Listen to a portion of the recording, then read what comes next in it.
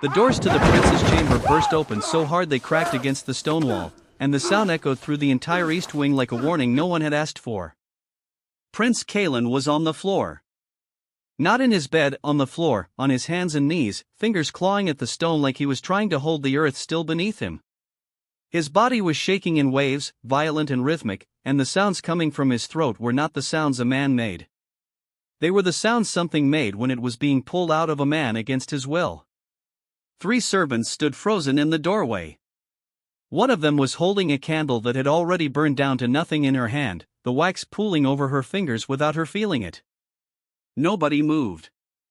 Nobody breathed.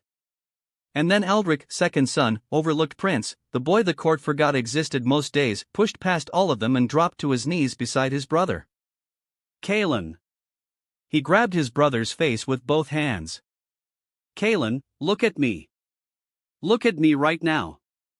Caelan's eyes found him. They were red at the edges, glassy, unfocused. His lips were moving but the words weren't forming correctly. I can't, Aldric, something is wrong inside me. Get the physician. Aldric screamed over his shoulder. Get him now. Move. The servants scattered. And in the chaos, in the noise, in the weeping and the running and the torches being lit all through the corridor, Aldric looked up once, just once, and saw the queen standing at the far end of the hallway. Not running. Not calling for help. Not crying. Just standing there with her hands folded in front of her, watching the chamber doors with an expression so calm it was almost curious. Like she was watching a play she had already seen before and was simply waiting for the part she knew was coming. Their eyes met. She held his gaze for exactly 3 seconds. Then she turned and walked away. Caelan died on the 3rd day. The royal physician stood before the king and the court with steady hands and a document already prepared and announced that the crown prince had succumbed to a violent fever, fast-moving, internally aggressive, the kind that strikes young men at their strongest without warning or mercy. The king didn't speak for a long time. When he finally did, his voice came out smaller than anyone had ever heard it. Leave me, he said. And the court left. Aldric stood at his brother's burial and did not cry. He had done his crying alone in his room the night before, with his face pressed into a pillow so no one would hear. Now he stood straight and watched the stone lid slide over Caelan's coffin and kept replaying the same image behind his eyes. The queen. The hallway. The folded hands. The calm face. The 3 seconds of eye contact that felt less like a glance and more like a message. He was still replaying it when the queen appeared at his side and placed her hand gently on his arm. He was a great young man, she said softly. The kingdom will feel his absence for a long time. Aldric looked at her hand on his arm. Then he looked at her face. Then he smiled a small, grieving smile and said, yes. It will. He began keeping a journal that same night. He wrote everything in it. The corridor. The eyes. The folded hands. The physician's too steady voice. The document that had already been prepared before Caelan was even cold. Every night he wrote, and every night he folded the journal into the lining of his boot before he slept. The court shifted around him like water filling a new container. He was crown prince now, and everyone behaved accordingly. Lords who had never learned his name suddenly knew it perfectly. Advisors who had spoken over him in council now waited for his opinion before offering their own. And the queen, who had looked through him for 19 years like he was a window, suddenly treated him like he was the most important person in every room they shared. She invited him to breakfast. She sat beside him at council. She asked about his interests, his studies, his thoughts on trade policy and military readiness. She touched his shoulder when she spoke to him, the way a mother would, and her voice was warm and careful and deliberate. And every single time, Aldric smiled back and said something pleasant and gave her absolutely nothing. It was Oswin who gave him the first real thread to pull. Oswin had been Caelan's personal attendant, a quiet young man, sharp-eyed, loyal to the point of stubbornness, and he had been dismissed from the palace the morning after Caelan died. No explanation. No severance. Just a guard at his door at dawn and an escort to the city gate. Aldric found him living in a boarding house near the lower market and arrived without announcement, dressed in plain clothes, with a hood pulled low. Oswin opened the door and stared. "Your Highness." "Don't call me that here," Aldric said quietly. "And let me in." Oswin stepped back. The room was small and cold and smelled like damp wood. They sat across from each other on opposite ends of a narrow bench, and Aldric looked at him directly and said, "Tell me everything that happened in the 3 weeks before my brother died." "Everything. Start with anything that felt unusual." Oswin was quiet for a long moment.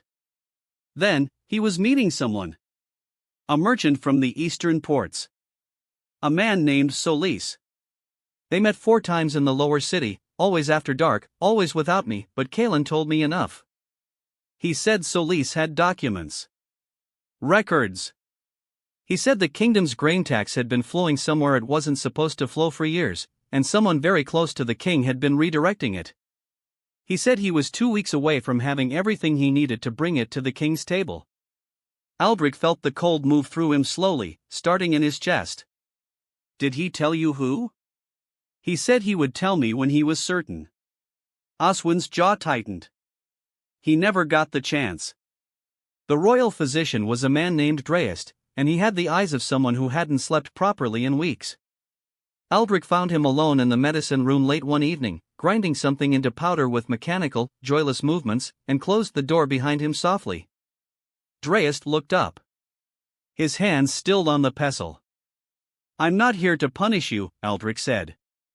He sat down across from the man without being invited and leaned forward with his elbows on his knees. "I just need to hear you say it out loud. I think you need to hear yourself say it too." Draest stared at him for a long time. His eyes filled slowly, the way a glass fills when you pour water into it too carefully. And then, in a voice so low Aldric had to lean closer to catch it, "She came to me the morning he fell ill. Before anyone else had been called. She already knew what was happening to him. She told me what the report would say. She told me the exact words. And Lord Varon was standing behind her when she said it, not speaking, just standing there, and I understood that if I didn't write what she told me to write, I would not leave that room." "Lord Varon," Aldric repeated quietly. "He didn't say a word. He didn't have to." Draest set down the pestle. His hands were shaking. "I have served this family for 22 years. I delivered you into the world. And I wrote that a healthy young man died of fever because I was afraid."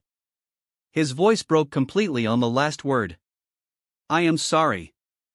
I have been sorry every hour of every day since that morning, and I don't know what to do with it." Aldric reached across and gripped the man's arm once, firmly. "You just did something with it," he said. And he stood and left. Lord Varon had served the king for 18 years and wore his loyalty like a second skin, always at the king's right hand, always first to speak in defense of the crown, always smiling with the particular warmth of a man who had nothing to hide. Aldric had always found him exhausting. Now he found him fascinating. He spent 2 weeks moving carefully, using Oswin as a runner, tracing the grain tax records through every ministry document he could access without raising suspicion. The money had been moving in fragments, small enough amounts that no single clerk would notice, large enough that over 4 years it added up to a sum that made Aldric go very still when he finally calculated it. It had been flowing into accounts connected to a foreign merchant consortium operating out of the Eastern Territories. And every single transaction had Lord Varon's authorization mark on it. Caelan had almost had all of it. He had been 2 weeks away.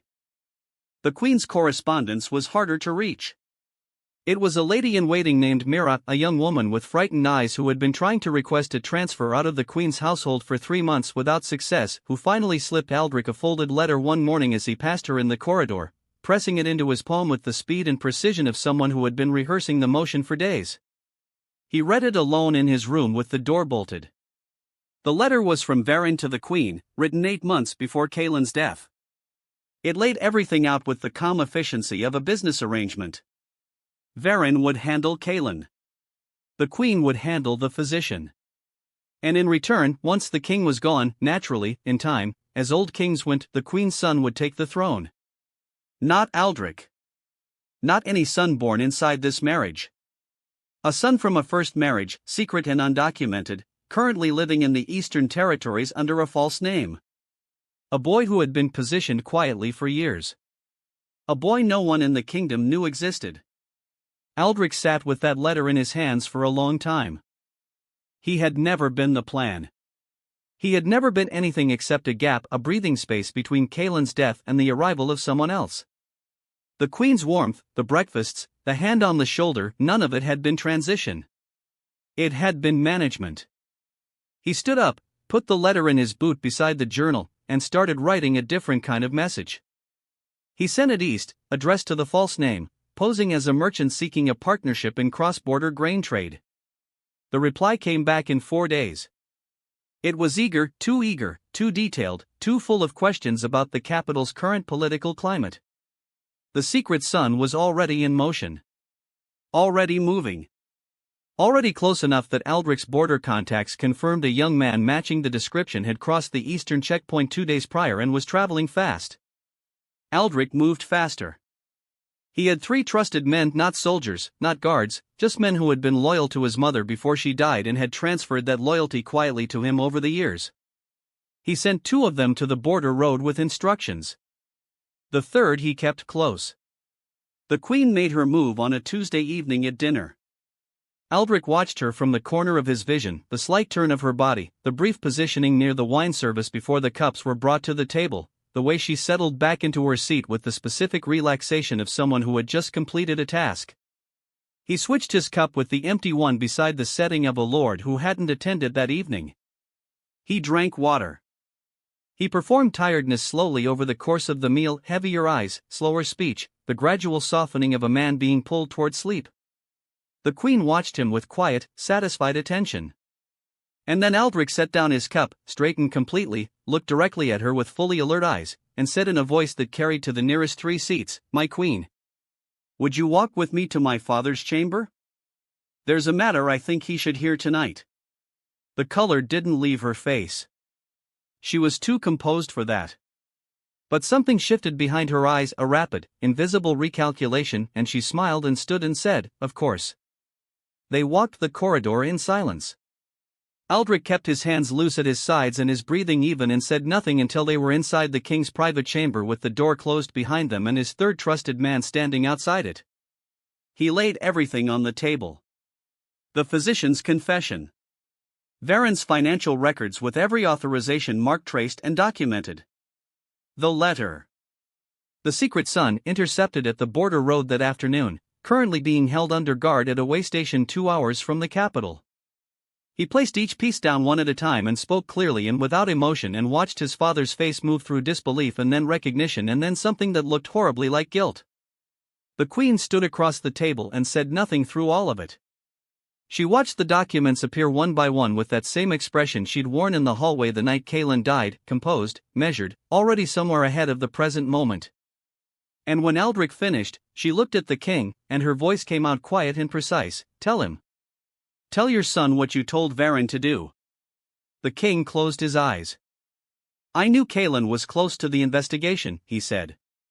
His voice was the voice of a very old man, though he was not yet 60. "I didn't know what the Queen and Varen had planned.